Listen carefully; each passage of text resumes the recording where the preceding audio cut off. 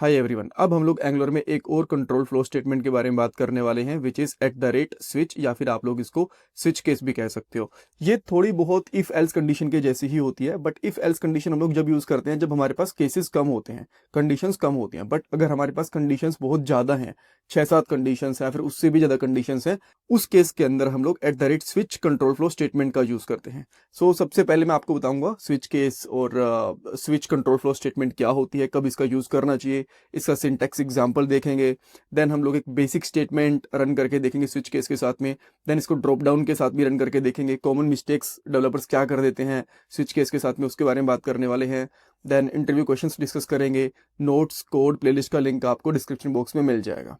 Alright, सो अब पहले question पे चलते हैं कि स्विच केस हम लोगों को कब यूज करना चाहिए, ये बेसिकली है क्या। देखो, जैसे मैंने आपको बताया, ये इफ एल्स के जैसा ही होता है, बट इफ एल्स हम लोग जब यूज करते हैं जब हमारे पास केसेस कम होते हैं। मान लो आपको 3-4 केस ही बनाने हैं कि अगर रेड कलर है तो आपको ये दिखाना है, ग्रीन कलर है तो ये दिखाना है, ब्लू कलर है तो ये दिखाना है। बट अगर आपके पास केसेस बहुत ज्यादा हैं, मान लो आपके पास 10-15 कलर्स हैं, या फिर डेज के हिसाब से, बिकॉज डे हमारे पास 7 होते हैं, उस केस के अंदर आपको कुछ ना कुछ चीजें दिखानी है।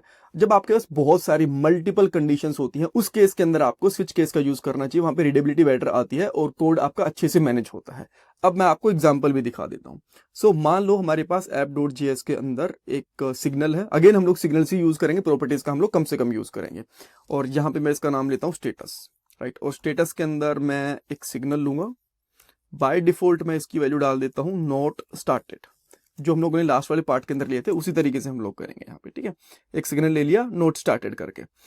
अब इसके अंदर कुछ वैल्यूज हो सकती है, जैसे कि इसके अंदर लोडिंग हो सकता है, प्रोग्रेस हो सकता है, एरर हो सकता है, सक्सेस हो सकता है। तो बहुत सारे केसेस बन रहे हैं इसके अंदर, राइट। अगर आप लोग चाहो तो यहाँ पे इफ एल्स कंडीशन का भी यूज कर सकते हो, बट यहाँ पे 3-4 कंडीशन है। अब मान लो उसमें और भी बहुत ज्यादा कंडीशन हो सकती हैं, तो स्विच स्टेटमेंट यहाँ पे बेटर परफॉर्म करेगी, बेटर तरीके से कोड को मैनेज करेगी। इसको यूज करने के लिए आपको क्या करना पड़ता है, एट द रेट स्विच ये यूज करना है। देन इस तरीके से ब्रेसेस लगानी है, और जो आपका सिग्नल है वो यहाँ पे पास करना है जहां पे आपकी वैल्यूज आएंगी इस तरीके से। और ये सिग्नल है तो आपको डेफिनेटली यहाँ पे ब्रेसेस का भी यूज करना पड़ेगा। आफ्टर दैट आपको ये ब्रेसेस लगानी है, जिसको आप लोग करली ब्रेसेस कह देते हैं। देन केसेस बनाने हैं, केस को भी बनाने के लिए आप लोग एट द रेट का यूज करोगे। एंड इसके अंदर आप लोग बताओगे कि अगर इस स्टेटस के अंदर ये चीज आती है तब आप लोग ये वाला केस रन करोगे। अगर इसके अंदर है नोट स्टार्टेड, इस तरीके से इसके अंदर है, तो आप लोग यहाँ पे एक स्पैन दिखा दोगे, यहाँ पे करोगे नो अपडेट यट, इस तरीके से, ठीक है। अब ये तो हो गया हमारे पास एक केस। सेम इसी तरीके से आपके पास दूसरा केस भी हो सकता है कि प्रोग्रेस के अंदर है या फिर लोडिंग चल रही है अभी, ठीक है। तो आप यहाँ पे कह सकते हो लोडिंग इन प्रोग्रेस, ठीक है। अब मान लो इसके बाद आपके पास एक और केस आ सकता है कि सक्सेस, पहले स्टार्ट नहीं था, फिर लोडिंग हो गया, फिर सक्सेस हो गया, सब कुछ ठीक हो गया, राइट। तो इसके अंदर कह सकते हो, इसके अंदर देन हम लोग यहाँ पे सक्सेस ही कर देते हैं, ठीक है। इस तरीके से ये इस चीज को हम लोग यहाँ पे हटा देते हैं, ठीक है। एंड देन लास्ट के अंदर यहाँ पे आप लोग डिफॉल्ट भी यूज कर सकते हो इस तरीके से।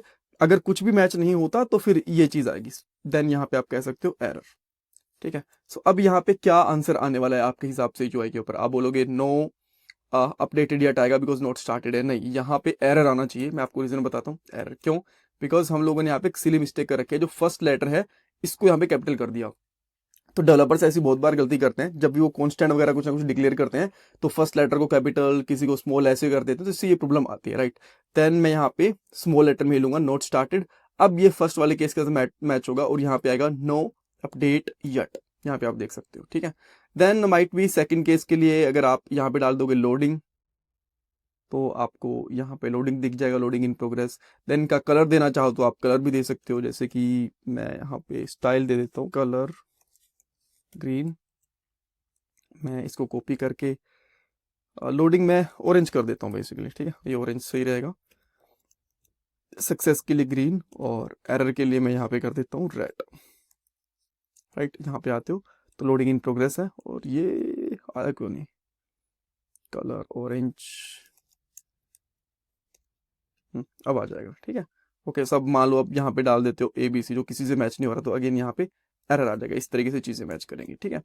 ये हमारे पास एक बेसिक स्विच स्टेटमेंट होगी। जब आपके पास बहुत सारे केसेस होते हैं तो इफ एल्स की बजाय आप लोग इसको यूज कर सकते हो।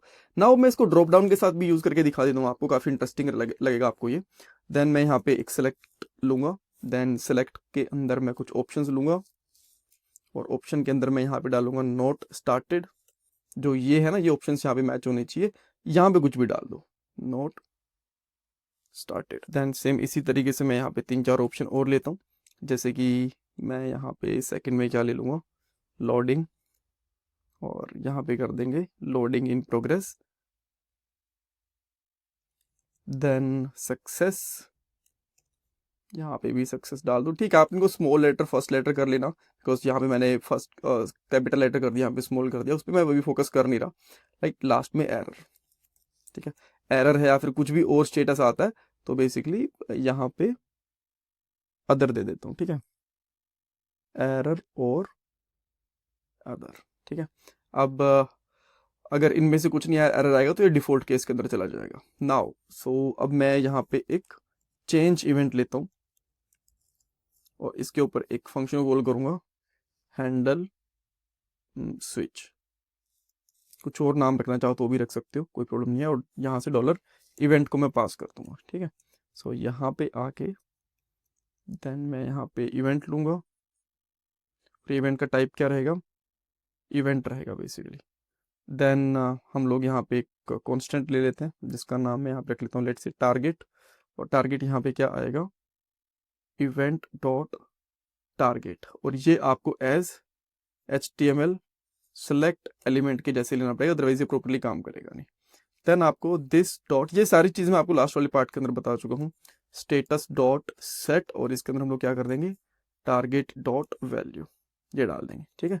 नाउ ये प्रॉपर्ली अपडेट होना चाहिए। जैसे मैं लोडिंग पे क्लिक करता हूँ तो लोडिंग आ गया, हाँ यहाँ पे एरर आ गया, नॉट स्टार्टेड आ गया। इन दोनों के बीच में थोड़ा सा गैप देना है तो वो भी दे सकते हो, कुछ BR टैग वगैरह लगा के। वैसे तो आपको बेटर प्रॉपर स्टाइल यूज़ करना चाहिए, CSS यूज़ करना चाहिए स्पेस के लिए, बट स्टिल ठीक है। Loading in progress, then success, error and others, ये आ गया। रिफ्रेश कर दूंगा तो by default loading in progress है, इसके अंदर नोट अपडेट नोट सेलेक्टेड है, ठीक है। तो उसमें यहाँ पे इन दोनों को सेम कर देता हूँ, यहाँ पे नोट स्टार्टेड कर देता हूँ, ठीक है। अब दोनों सेम रहेंगे बेसिकली। सो देखिए, राइट। सो इस तरीके से आप लोग स्विच स्टेटमेंट का यूज़ कर सकते हो। बेसिकली डेवलपर्स गलती ये करते हैं कि अगर आप उनके पास बहुत सारे केसेस है, इवन अभी तो मैंने 3-4 केसेस ही बताया, 10-12 केसेस होते हैं, स्टिल वो फोर्सफुली इफ एल्स को यूज़ करने की कोशिश करते हैं, वो चीज़ ठीक नहीं है। 3-4 तक आप लोग इफ एल्स तक यूज़ करो, अदरवाइज आपको स्विच स्टेटमेंट के ऊपर मूव ऑन कर जाना चाहिए। देन उसके बाद में बहुत से डेवलपर्स यहाँ पे डिफॉल्ट केस लगाना भूल जाते हैं, तो अगर इनमें से कुछ भी आउटपुट मैच नहीं होती तो यहाँ पे कुछ आता ही नहीं है, तो यहाँ पे डिफॉल्ट भी आपको बहुत बार लगाने की जरूरत होती है, इसको भी आपको भूलना नहीं चाहिए।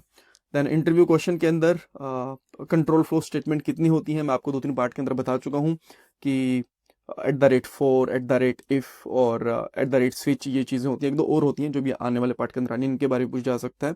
देन उसके बाद में स्विच स्टेटमेंट का यूज़ कब करना चाहिए, ये चीज़ पूछी जा सकती है, इसका एग्जाम्पल पूछ सकते हैं। ये बेसिकली क्वेश्चंस पूछे जा सकते हैं। जो कोड वगैरह है वो आपको codingskills.com पे मिल जाएगा, यहाँ पे आना है, कोर्सेज पे जाओ, सारे के सारे कोर्सेज का लिंक मिल जाएगा। अगर आप लोग मेरे से टॉपमेट पे कनेक्ट करना चाहते हो तो यहाँ भी कनेक्ट कर सकते हो, हम लोग कंसल्ट कर सकते हैं आपकी जॉब से रिलेटेड, आपके करियर से रिलेटेड। यहाँ पे मॉक इंटरव्यूज़ आप लोग दे सकते हो, रिज्यूमे को रिव्यू करवा सकते हो, right. So thank you so much for watching this part guys. आजकल एक अच्छी जॉब मिलना बहुत मुश्किल हो चुका है। एक जॉब के लिए 10,000 से भी ज्यादा कैंडिडेट्स अप्लाई करते हैं। बट अगर आप भी जॉब सर्च कर रहे हो तो इसके लिए मैं आपको एक सोल्यूशन दे सकता हूँ। शार्पनर टेक आपके लिए एक जॉब रेडी ट्रेनिंग प्रोग्राम लेके आया है। इसके अंदर आपको बेसिक से लेकर एडवांस तक ट्रेनिंग मिलेगी, प्रोजेक्ट्स करने को मिलेंगे, मॉक इंटरव्यूज, रिज्यूमे में हेल्प, बहुत कुछ मिलेगा। और उसके बाद आपका कंपनीज में इंटरव्यूज भी करवाया जाएगा। और सबसे सही चीज ये है कि आपको पेमेंट जॉब लगने के बाद करनी है, और अगर आपकी जॉब कहीं और से लगती है तो आपको पेमेंट करने की जरूरत भी नहीं है। सो डिस्क्रिप्शन बॉक्स में मैंने लिंक प्रोवाइड करवा दिया है, वहां पे आपको नाम और आपका नंबर ऐड करना है, देन हमारी तरफ से आपको कॉल आएगा और बाकी डिटेल्स आप वहां पे पूछ सकते हो। So check out the description box.